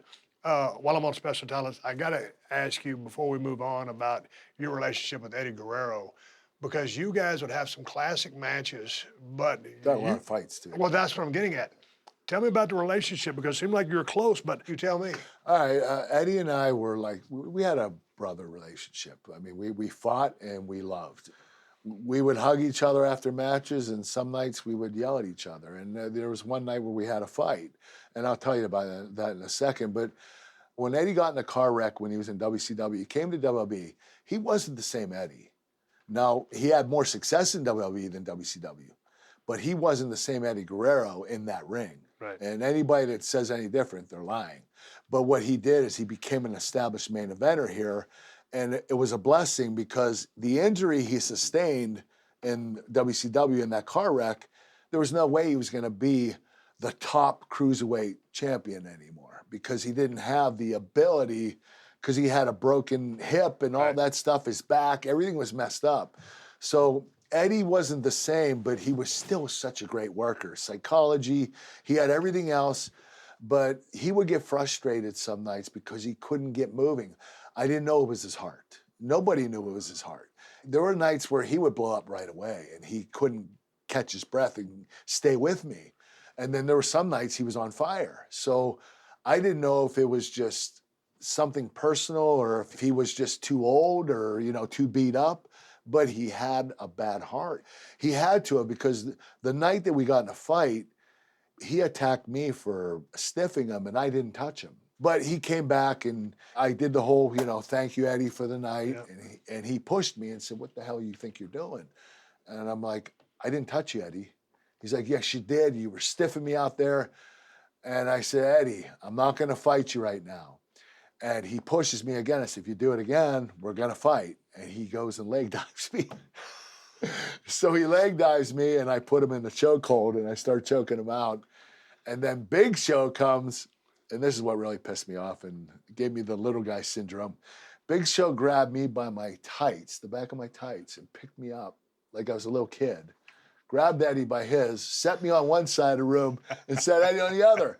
And I got up, I said, don't you ever touch me like that again. Like, I'd never been manhandled like that. But then I calmed down. Eddie was in the locker room. He was still upset. I came in, I said, Eddie, I'm sorry. Can we end this? He said, I'm not ready to. So we started fighting again. I attacked him, I double-legged him, I got him down. Big Show was there again. So we got in 2 fights that night because he didn't want to make peace, and I was pretty pissed off that he was accusing me of stiffing him. But I honestly believe that Eddie Guerrero, we had a classic match at WrestleMania. Maybe it couldn't even have been better. But Eddie wasn't the same. His body was messed up, his heart, he was having a lot of problems with it. He died of a heart attack, we know that. I just know that there were times during the day, Eddie, he was white, didn't look good, but whenever he would walk through that curtain, boom, ole, you know, he was on. And it was just sad to see how much he suffered during the day and at night as compared to when he would perform. It was almost like he was living just to perform. Right. There was a lot of stress in his life. Eddie was going through a hard time. So I don't know if that stress added up and, you know, it ended up causing Eddie his life. I don't know. Yeah, I just wanted to ask because I knew you had an interesting relationship with Oh, the guy. I loved I'd heard Eddie, about the but we fights had a and lot of fights, arguments. Yeah, we loved each other. We hated each other. It was just one of those brother things. There's a period when I got into such a funk, I requested to work with Eddie because I just wanted him. That's how much I respected his work. He's awesome. He's one of the yeah. greatest of all time. And he was He is phenomenal. one of the greatest. I agree. And he just had that energy source once he got out there, turned into the Ultimate Performer. On Ultimate Performer notes, I'd take you to the Sexy Kurt promo, which you did before one of the greatest WrestleMania matches in the history of the business against the one and only HBK Shawn Michaels. Hit the music. Well, this is balls right here. I know. 20. It was so stupid. Sherry was awesome. She's awesome. She was great to work Everybody loved her. I got the moves that makes them all tap out the end. Boy, you talk about rotten. I This know. is bullshit. This is horrible. so bad. I know. But you know when it's so horrible, it's good. I know. And you got to keep doing it, but you feel like an idiot. We're I like, did feel like an idiot. Hey, I'm an entertainer. I'm just a sexy girl. This is so stupid. Ankle hurt. Ankle hurt. Woo. Who wrote the lyrics? Brian Gewirtz. Okay, now I'm betting Vince McMahon was out there showing you these moves. Yes, he was. He told me to shake it and shake the shoulders, and Vince danced exactly the same way. I can't dance either. Well, that's where I got it from. I said, he dances just like Vince. Yeah, I did look like Vince, you're right. Shawn Michaels is, to me, he's the all-time greatest performer in the history of the business. When you get in a squared circle, you ring the bell, there's nobody like Shawn Michaels. I agree. I was so excited to wrestle him. I never locked up with him. We never practiced anything. We did talk about the match. We did practice one move. I think he got me in a key lock, and I had to lift him up over my head. So we practiced that, but we basically just talked through the match, and I never locked horns with him, so I didn't have any chemistry. But, you know, Shawn didn't want to do that, and I was cool not doing it, but I would have done whatever he wanted. But him and I structured the match. And the crazy thing is, right before we were putting the match together, he says, listen, I want to tell you something. I said, what? He said, I'm not afraid of you. I was like, what? He said, I'm not afraid of you. Something breaks out, it's going down. I'm like, He's telling you for the match. Did someone tell him that I'm like hard to work A shooter? with? Yeah. Like that doesn't make any sense. But Dude, you're the ultimate. I don't know if he just thought, you know, Olympic gold medalist badass, but I'm going to tell this son of a bitch, if things go south, I'm going to protect myself. But I never had anybody tell me that before. So I was like, okay, you know, like this guy might, I don't know, is he crazy or am I crazy? So Man, that's really interesting because when you guys are out there staring at each other, it's interesting psychology, starting off the match about that first 15, and boy, about the middle, and you start working towards that finish, it turns into a ball buster. Everything's on the up, and that's the way it should be. And y'all got the perfect storm out there, but he looks at you with this disdain. You know, and you know, Shawn's a real cocky guy. He is. And I was like, hey, is that character, Shawn, or is that like, you just told me the story, Yeah. and I'd already formed this opinion before we talked. So Right. it's just like he's kind of look at you like, yeah, this motherfucker can't keep up with me. Right. And he had right. just told you what he told you. Yeah, I'm not afraid of you. Let's go to a little bit of this action. This was. He is the best performer I've been in ring. Okay. In-ring performer. Right, you agree, Yeah. right? Yeah. He's amazing. I don't care what style it is, what time of day it is, or what day of the week. Watch. See, like, he's good at this anyway, because that's Sean. You know what? It's like, brother, I would knock you out in a second. Like, I don't want to fight you. I just want to wrestle you. way you- He's so good. His timing is impeccable. I thought you was going to roll up on a knee right there. I almost did. Almost rotated over.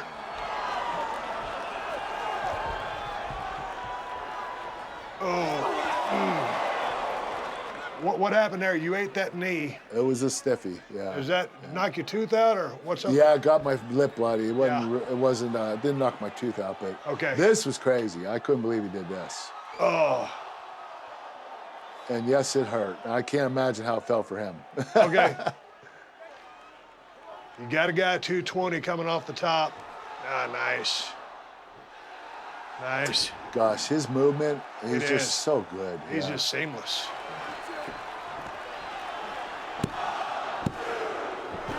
That timing. Mouth busted open. What's the deal with putting the straps back up? I don't know. Vince's Got more work to idea. do? Yeah, one more strap down. Taking them back down. What's he doing now? Wait a minute. Okay, here we go. That's a Shawn Michaels-like maneuver. Look out! Oh, gosh. Angle went for the moonsault. Why did you decide to start using the moonsault, other than the fact Because you I'm could? stupid. It Okay, didn't help I'll buy me any. that. Yeah, yeah. Didn't help me any. No, but I mean, it was phenomenal. Just gave me another range. This Sean, he looks like he's just beat to death. Michaels, absolutely fearless. He's climbing to the top. I got a Oh, great man, story dude, this for is you. amazing. Oh, man, that hurts. How were you able to scale up those ropes like that? I've never seen you botch that like a cat. I don't know, because I can't do it now. You know what Sean said to me before we wrestled? What? During that week, he said, hey, listen, you're going over by tap out. It was one of those things where he's like, I'm just happy we're going to be able to wrestle. And I know you're going to SmackDown, you're going to work with Batista, so get the win. I thought that was really cool. Your days are done. No tap out. You hear me, Michael? And oh, Angle talked too much. He talked too long. He got a foot in his mouth. Oh, my God. That was a nice super kick out of the distance there. Boom. Oh, a little bit late there, Kurt. That wasn't good. Yeah. I get hear the crowd? I get criticized for that sometimes. Yeah. Kicking out a little too late. Yeah. This good. I love the way Sean works this. Yeah, he's so good. You're right. His selling and that's what made the move is him. This is exactly what made it. And we wrestled for 40 minutes. Yeah. Look at him. He's exhausted. He's selling like that. It's just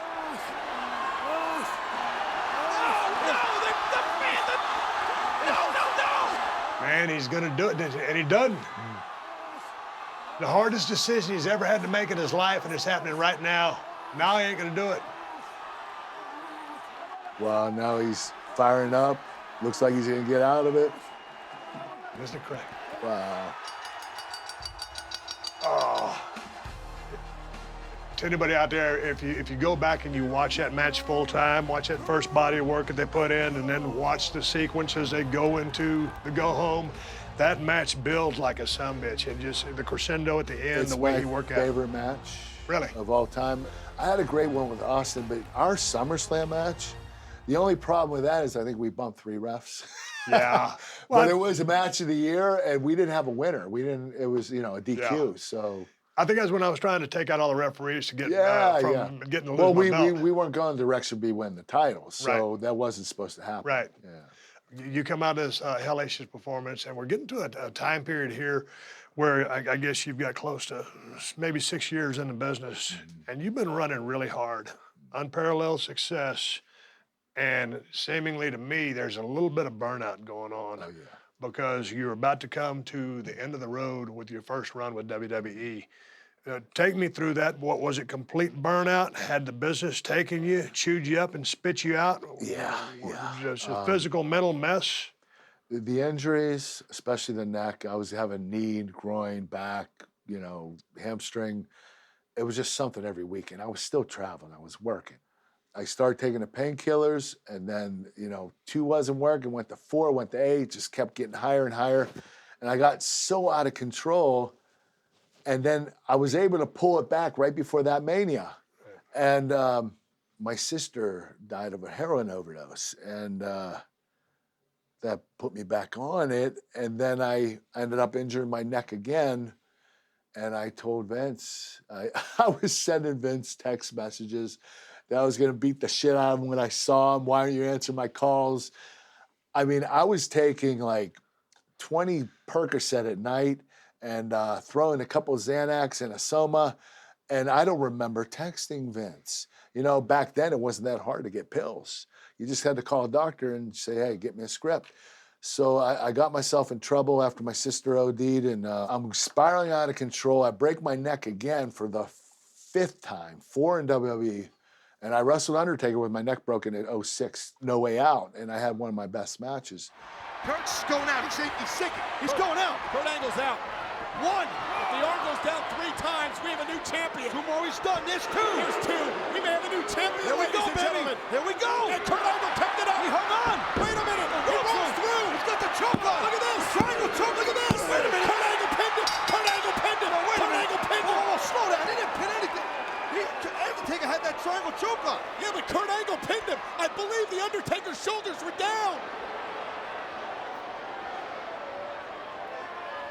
The winner of this match by pinfall and still World Heavyweight Champion, Kurt Angle. Oh my God! Kurt Angle is the World Heavyweight Champion. Kurt Angle's going to WrestleMania to face Randy Orton.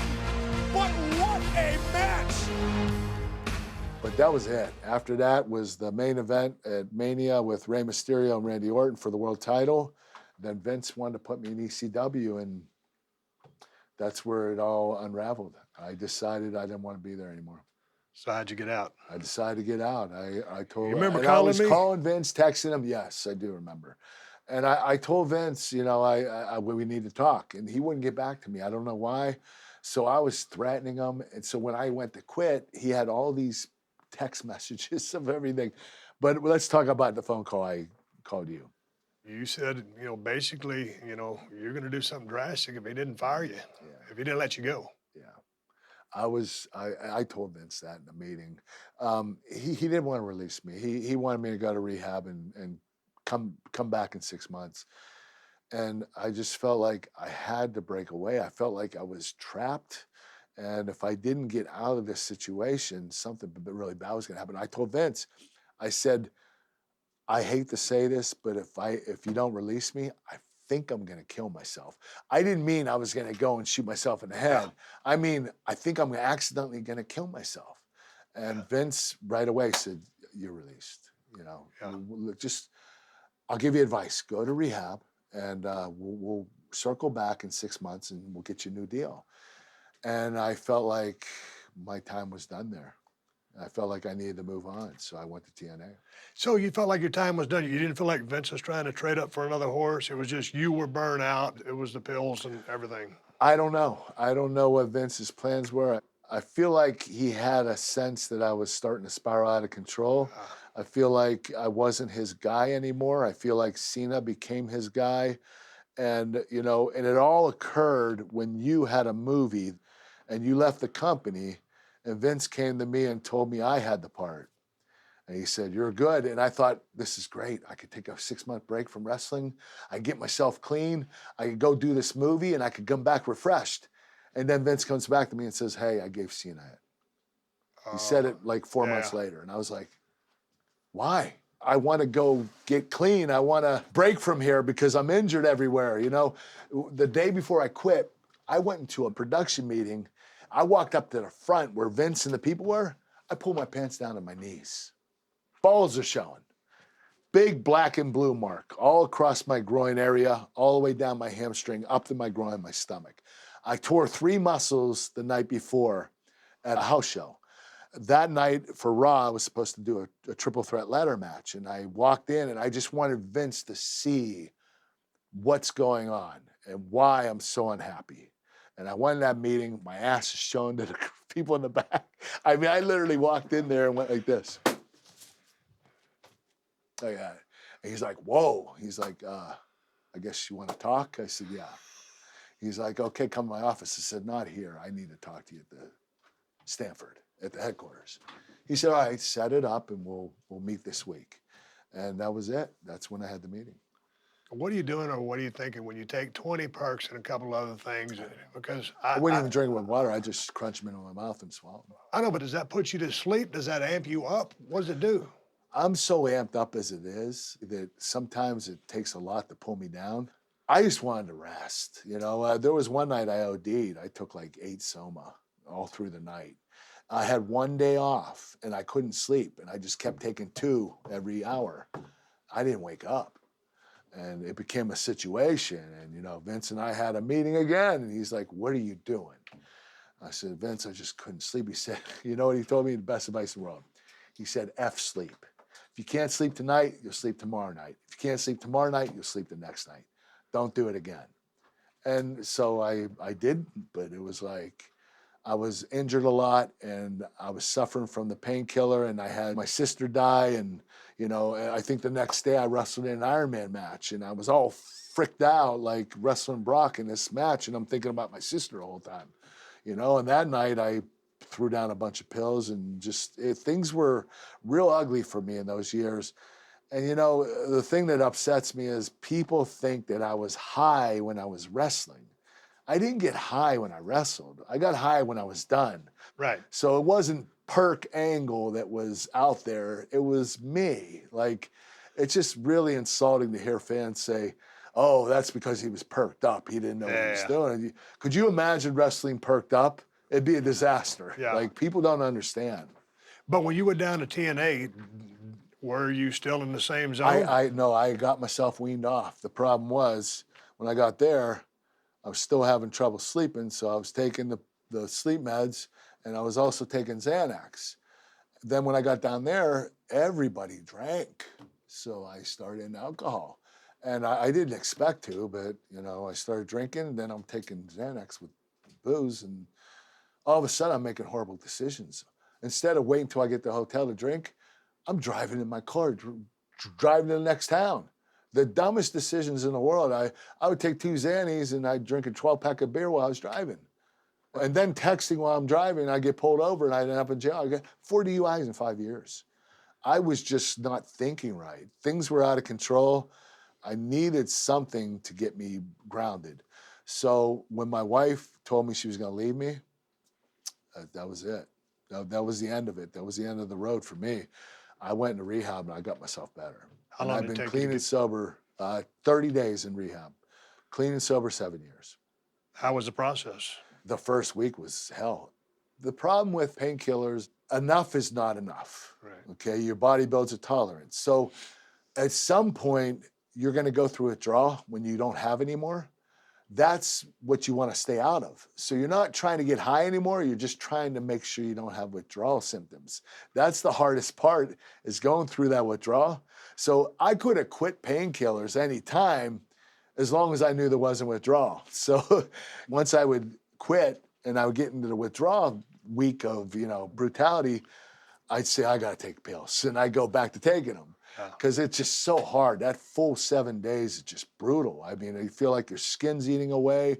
You don't have any bones inside your body. You can't breathe. You're crapping and throwing up. It's just the worst experience. Once I got through that, I was okay. And then I started learning about my disease in there for the next 3 weeks. So you have to go the full 30 days. You know, a lot of people go in and they get clean after 7 and they get through a withdrawal and they walk on the street. They end up going to it again. You know, right. They end up relapsing. But I didn't relapse. I knew that I was going to be okay once I got through withdrawal. What keeps you straight now? I mean, like, what's the thing? My kids, my family, my wife. My wife is the love of my life, and I have 6 kids now. My life is no longer about me. When you're a pro wrestler or an Olympic gold medalist, it's all about you. All I did was care about myself the first 49 years of my life until I retired WWE. And my wife looks at me and says, "Hey, now you're not the topic anymore. These guys are in me." I was like, "You're right. I can't think for myself anymore." She's right. For the second half of my life is for them. So I've learned to, No, but that's go with amazing. So well put. Yeah, I mean, it's really depressing too at the same time because Hello, you McFly. live your whole life, like that, and now you're telling yourself to stop. It's Hey, to put a button on the wrestling part of it, you had a great run in TNA. I don't mean to discount it. No, I didn't it's see a still whole lot not of it. WWE. And that, what I say when I get interviewed is, I wish that my TNA career was in WWE because the WWE universe, the fans would have seen it. Don't get me wrong, TNA had a great run. We were doing 2 million viewers a week on Spike. We were having a lot of fun, but it's not WWE. Nothing is WWE. And unless you get into business and you make it to WWE, you don't really understand the other companies. They're all pro wrestling and they're all legit companies and they're all great, but WWE is the main source. It's the big daddy. Absolutely. So what did you think then when you got the phone call and you were going to go into the WWE Hall of Fame? I was excited. I didn't know if I spent enough years there to get it. I also was really shocked I was a main eventer for the Hall of Fame, which was kind of cool because Vince and I didn't talk for 11 years. Wow. He didn't like me very much, I guess, after I made that decision. But what I was disgruntled about was I didn't want to be inducted right away. I wanted to wrestle. And I spent that 1 year off, I spent going around wrestling. Rey Mysterio at an independent league and then one in WCPW. I wrestled a guy named Joe Coffey in ICW. Oh no, over the whole Buster Messi's angle slam. He's got it! 1, 2, Angle wins. No. I was keeping myself active because I knew WWE would bring me back. When they brought me back, they had no plans for me to wrestle. And that was upsetting to me because I was like, I'm keeping myself in shape. I actually got in shape that year in 2016. When they told me I'm getting inducted in the Hall of Fame and I'm going to be the GM of Raw, I was like, I'll just start eating again. And I stopped wrestling and my body became arthritic. When you're not bumping every night in that ring, you sit out 1 year, you're done. I mean, it's hard. You can get back there, but it's really, really hard. Yeah, with that being said, what would you feel like now had you got back in the ring full time? You're right. You're absolutely right. But what I want to do is, I want to do what Goldberg did. Have a quick title run, do a main event, gone. That wasn't in the plans because whenever I did wrestle, I was getting my ass beat or it was a tag match with Ronda. It was to promote her. It wasn't me. It was me, Triple H, and Stephanie highlighting this woman. Right. Okay, so it wasn't really me, yes. And when I wrestled Baron Corbin, I would have preferred Stone Cold or The Rock or Cena, but, Baron was a good kid. He was a tough worker, great guy. But to have that as my retirement match, it was a little bit, They never treated me the same as they did the first time. Yeah, but when you're not the commodity that you once were, I know, and your and power, I understand things start that, going the other way. I understand Well, that. so but what did you think? I also understand that a lot of wrestlers come back that aren't a commodity anymore, and someone like Goldberg did win the title. Don't get me wrong, I know why, and I know that that's the best position for him. Yeah. But I just thought that I would be treated a little differently, and it's okay. I'm just happy I was able to do it. Have you been Hall of Fame though? Yeah, I'm elated about that. If I would have got the Hall of Fame, I would have regretted leaving WWE. I wanted this picture because we had pictures of your face, but I look at that picture of you, you got the arms up, you're an Olympic gold medalist, you are an American hero, and you've established this relationship with all of those people and all around the world. I mean, and they're living vicariously through these people here, and that is a relationship that started, way back in the day, coming from everything, all of the work you put in. People wouldn't remember me. Really? Oh, do they love you? You'll be 11 revered from here on years, out. and a lot of them were TNA watchers, but you know they're. But when you got up there, when they showed the package of me before I got in, I was Mm-hmm. kind of like, oh yeah, I did some pretty cool things. Was it like that for you when once you got up there? Did you realize the totality of everything that you? I have was done for the very business? happy with the reception. Yeah, it was awesome. The crazy thing about this, Vince tells me I'm going to have pyro. He wants me to put my fingers in the air. They used the pyro for the Hardy Boys the segment before, so they didn't have any. So I'm standing there for a minute, like, is it coming? Yeah. It's not coming. I don't see it. Improvisation. I felt like the biggest ass. got to make up something on the fly. Hey, sometimes you eat a shit sandwich. I got one that night, Kurt, but I was just happy to go in the Hall of Fame. Man, talk to me about what you feel your legacy is, or your journey in this business, or how you remembered, or. You know what, Steve? It was, you know, you can't position yourself as the greatest of all time when you didn't put the years that you should have put into it, and you didn't. I don't think that I became an icon as a babyface. Okay, I know that doesn't matter, but when you're hated most of your career, and that's what people remember you for. But the cool thing about it now is all the fans say, I hated you when I was younger, but now I appreciate why I hated you. I think you're awesome. I love you. So it's like they knew, back then they didn't know why I was doing it, but now they appreciate what I was doing that ticked them off. Almost like you when you got in the business. Right, exactly. So I just feel like I will never go down as the greatest of all time because I didn't put in the years. But I feel like I did enough to be one of those guys that will be mentioned in that. You know, like I will never be the Mount Rushmore, but if they had 3 of them, maybe.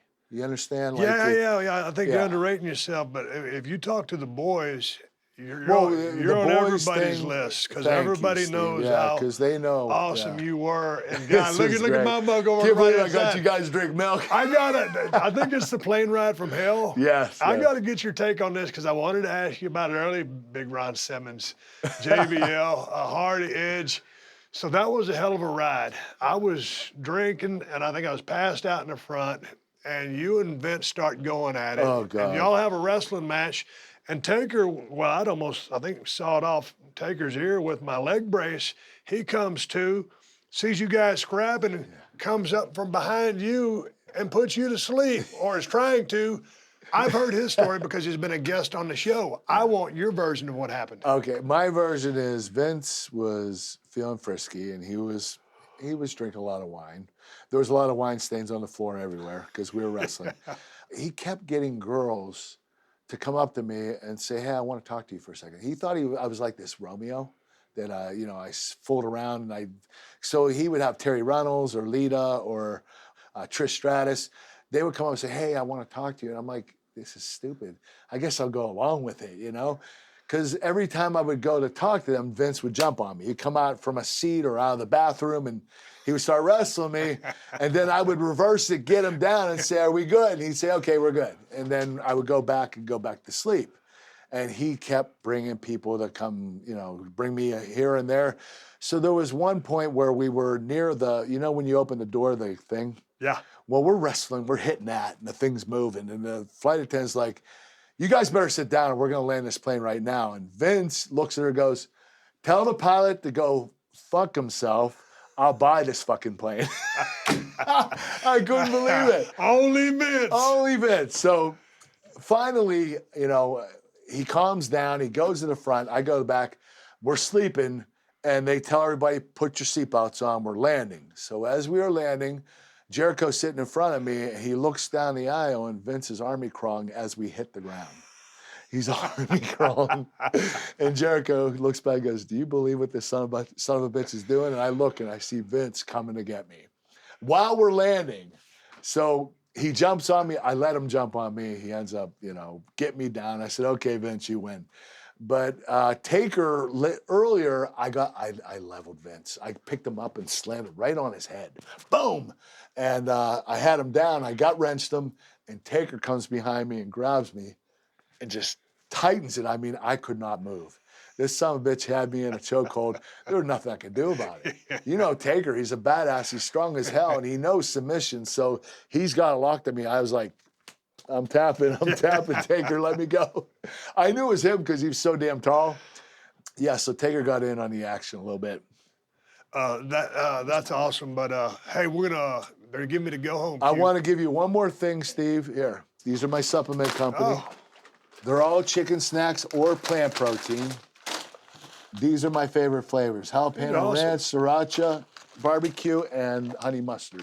The plant protein. They're awesome. But Plant these are proteins. phenomenal, Steve. You're gonna love these. The calories are low, the protein's high. This is gonna be a great product. Congrats. Thank you. Hey, I want to present you with a little gift as well. No way. Yeah. Flying in a guitar. All right. And a cowboy hat. Wait a minute. I don't know if oh, okay. I thought you had two of them. I was like, No. you're gonna let me wear a big hat? No. Hell no. What how do you do I think it look? was? You look like I shit. feel like a real cowboy. Yippee-ki-yay. Hey, we've never really got a chance to do a duet together. It was always either you singing or me singing. It was usually in competition and vying for Vince's attention. Yeah. I thought we'd play off into Hey, the... hugging Vince back and forth.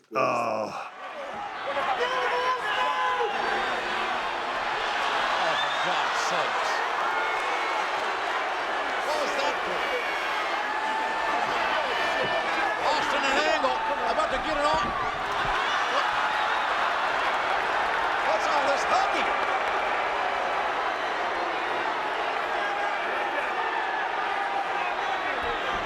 Rampant insecurities here. You were a great improviser, Steve. I had so much fun. All I had to do was follow what you did. It was like, But it was something I was thinking of, and it was like, hey, man, I can hug this guy and have this look in my eyes. It's like look of a psycho. It's like, man, this guy is not wound up right now. Right. And I probably wasn't for a shoot. But, hey, man, I've enjoyed watching you work. I've enjoyed working with you. You're one of the best guys I know. Now, on the out, I figured we'd go with Old MacDonald Had a Farm, and it'll be a dog. Ready? okay. Hang on. Let me turn this. Are you serious? Ready? Yep. Old MacDonald had a farm, E-I-E-I-O.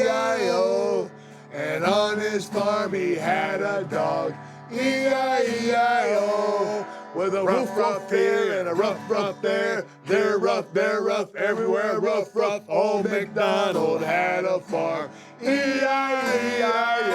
E-I-E-I-O. Hey, yippee-ki-yay. Stone Cold Steve Austin, Mike Yes, Olympic gold medalist Kurt Angle, WWE Hall of Famer. Thanks for tuning in to the Broken Skull Sessions, and that's the bottom line, 'cause I said so.